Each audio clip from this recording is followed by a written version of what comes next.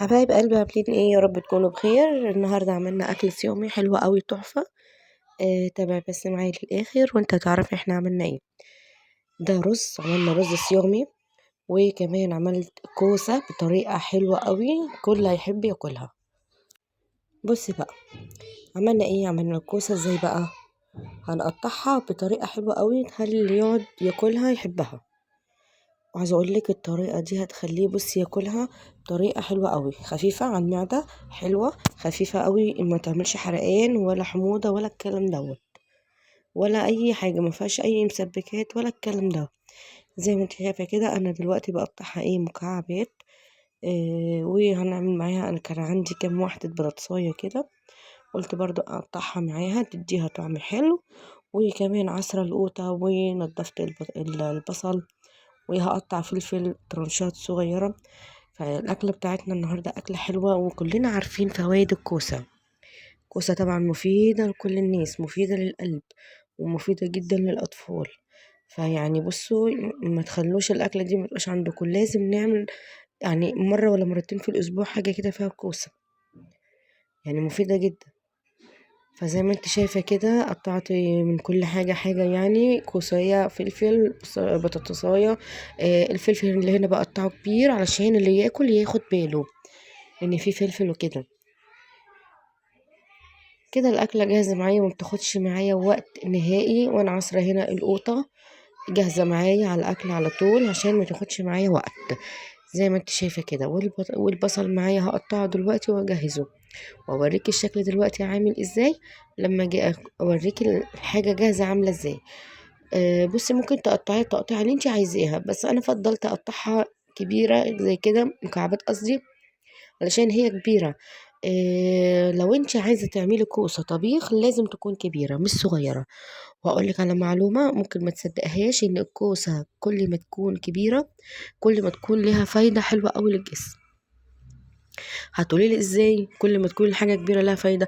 لا، اللي انا اعرفه في الكوسه بالذات، لما بتكون كبيره بتبقى فايدتها حلوه، فيها كل الفوائد، محتفظه بالفوائد بتاعتها اكتر من الصغيره. فيعني لما نيجي نعملها طبيخ تبقى عايزه الكبيره، انما لو مش طبيخ بنستخدم الصغير عادي. فكل حاجه وليها حاجه.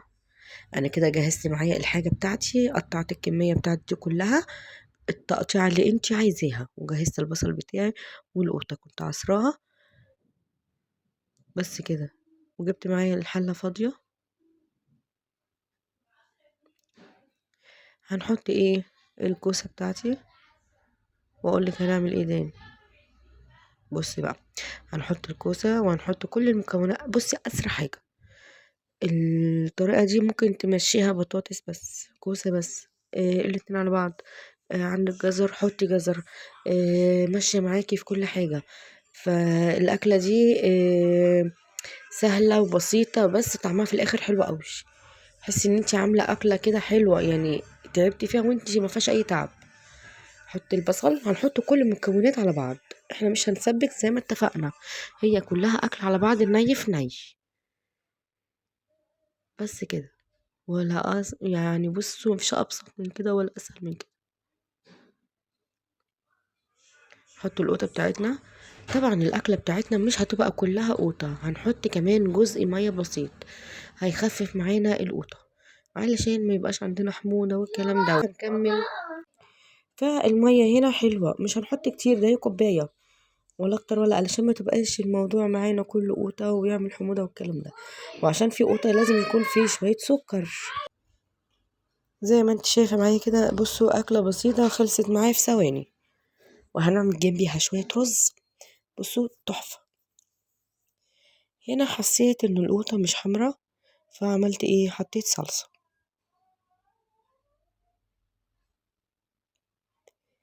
بس كده. شفت بقى السهولة بتاعتها بسيطة جدا. لما نكون زهقانين من الأكل نعمل الأكلة ديت.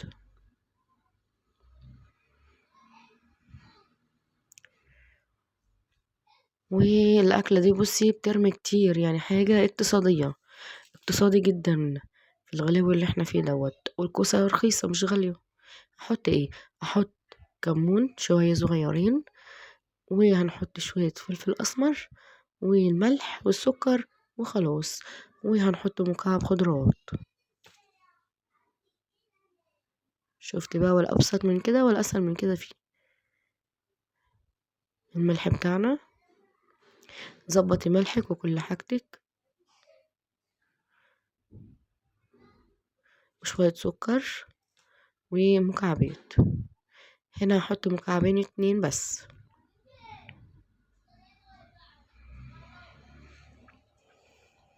يبقى لما تحبي تعمليها طبيخ تجيبي الكبيرة.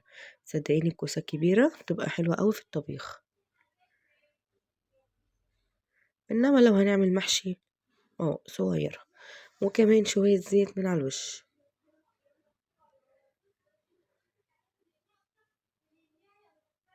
اقلبيهم بقى كلهم عشان كله يخش في بعضه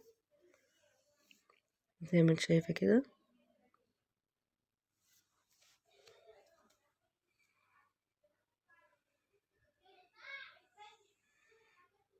وهنحط شوية سكر في اخر حاجة.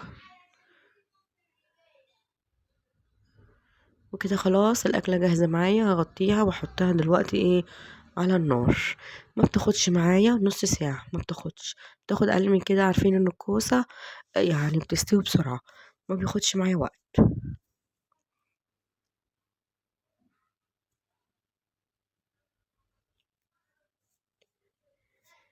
خلاص خلصت معايا كده. في اسهل من كده؟ ممكن تعمليها ما تكتريش القوطة وتحطيها في الفرن على فكرة عادي، يبقى زي التورلي كده. هنا جبت حلة فاضية وهنحط عليها شوية الزيت، ونحط الشعرية، نحمر الشعرية. هنعمل شوية رز تحفة. عشان تعملي شوية الرز يبقوا حلوين معاكي لازم الشعرية تبقى كتير. انا بحب في الرز بتاعي الشعرية بتبقى كتير. يعني هو اذواق اكيد، بس انا بحبه كده. يعني انا هنا بصي عاملة قد ايه شعرية كتير زي ما انت شايفة كده. احمرها واديها لون فاتح، ما تغمقهاش وما تفتحهاش قوي. هنا مية سخنة على فكرة، بقولك ان انا حاطة هنا مية عشان تغلي. عشان الرز، عشان تعملي رز حلو لازم تكون المية بتاعتك سخنة، ما تكونش من الحنفية، لا لازم تكون سخنة زي ما انت شايفة كده. هنحمر فيها نديها لون حلو، ونكون كمان غسلين الرز بتاعنا وسايبينه صافي لو في مية. وكده اسهل من كده مفيش، واكلة ما خدتش معايا وقت نهائي. في الوقت ده النور هيقطع دلوقتي، هوريكي دلوقتي. هنا حطيتها على النار اهيت، لسه هتغلي معايا. وهنا بصوا النور قطع كده عندي. بصوا مش باينه قوي طبعا، معلش، هي كده الشعريه اتحمرت. هنحط الرز. هنقعد نقلب. لازم نحط شويه الملح، وبحط حبه صغيرين جدا فلفل اسمر، ما بكترش عن كده. يعني لما بكون عامله، بصي هو الرز عامه ما بحطش فيه مكعبات، هو ملح وشويه سكر صغيرين عشان الفلفله، وكمان حبه يعني فلفل اسمر صغيرين جدا، بيخلي طعمها حلو قوي الرز. ولا اكتر ولا اقل، وظبطي ميته وهتاكلي احلى رز زي ما انت شايفه كده. انا كده حطيت الملح بتاعي. بصي الفلفل الاسمر اللي انا هحطه قد ايه، حبه صغيرين جدا. يا رب تكون واضحه معانا علشان كان النور قاطع. فعلى قد ما قدرت يعني صورت. وشويه السكر في الاخر كده. هنقلب كله مع بعضه. بص الرز فاتح ازاي والشعريه فاتحه ازاي. قلبي بقى من فوق لتحت لغايه ما يخشول معاكي في الحله كده، وتحسي ان هو نشف من ميته نهائي. وبعد كده ننزل الميه بتاعته. بصي بوريكي ازاي الفلفل معاه مش معجن، مفيهوش ميه يعني.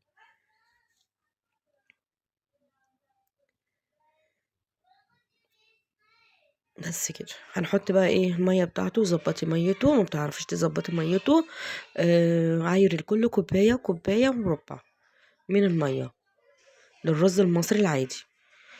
لو بتعرفي خلاص، هو يعني كده لما بتشوفيه بعينيكي كده بتعرفي. انا بظبطه كده، بحط ميه وخلاص. ببقى عارفة مثلا الرز بتاعي بياخد خلاص قد ايه كده انا وبيعمل له بظبط قد ايه ميته كده والكلام ده. بالعين كده، بعرف ايه ميته. هغطي عليه، هسيبه يغلي الاول ويتشرب على نار عالية، اهم حاجة نار عالية، وبعد كده توطي عليه وهتاكلي احلى رز. بس كده هغطيه وخلاص. ولا اسهل من كده ولا ابسط من كده. اكلة صيامي خفيفة جدا، سهلة، بسيطة، مش مكلفة وحاجة اقتصادية.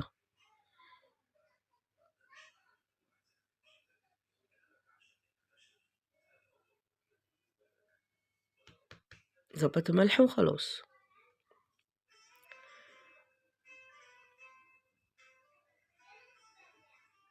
هنغطيه وخلاص، بقولك يعني انا كده هغطيه. بصوا اول ما غليت معايا، بصوا شكلها تحفة وطعمها احلى. عايزة اقولك الاكلة دي لما بتقعد لتاني يوم بتبقى طعمها جميل جدا. انا كده الرز معايا اتشرب، فدلوقتي اهدي النار عليه على الاخر واغطيه واسيبه يكمل التسوية بتاعته. بصوا شكله عامل ازاي، مش معجن وباين عليه ان هو حلو، عشان لسه بس فيه ميه خفيف لسه. انا كده خلصت الاكله بتاعتي، يا رب تكون الوصفه عجبتك والاكله عجبتك. كده الرز بتاعي اهوت مفلفل معايا، والطبق الكوسه اهوت معايا. هوريكي دلوقتي الفلفله برضو بتاعته بالمعلقه.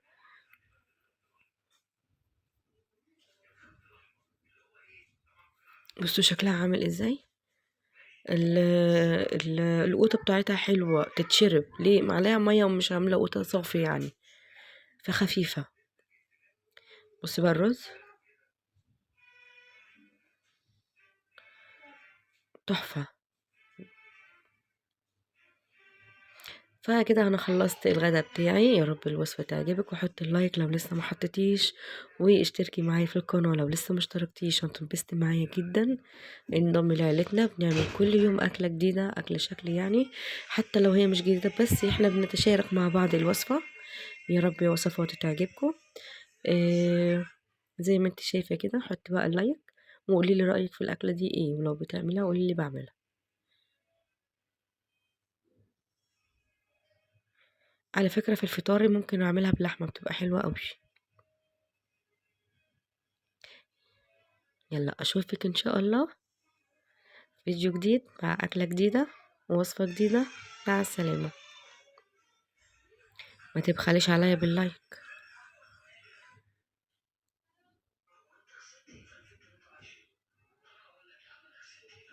يلا سلام.